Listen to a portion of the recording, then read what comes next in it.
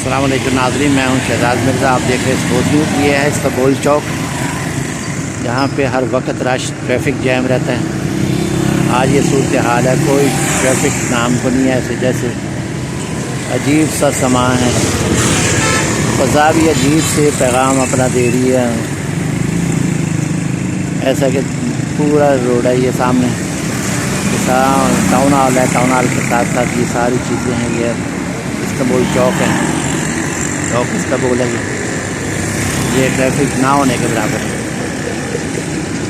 Traffic ना होने के बराबर है।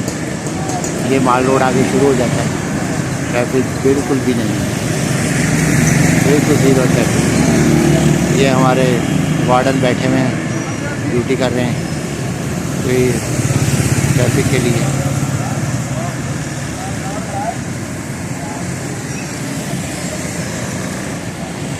ये देखें ना, बिल्कुल भी ट्रैफिक नहीं है, बिल्कुल ट्रैफिक नहीं है। ट्रैफिक का नाम कोई नामो निशान नहीं, ट्रैफिक का नामो निशान नहीं है बिल्कुल भी,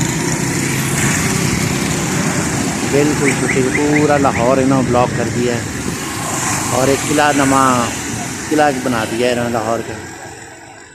तमाम देखें सारी चीज़ें, कुछ नहीं है, बिल्कुल भी खाली है।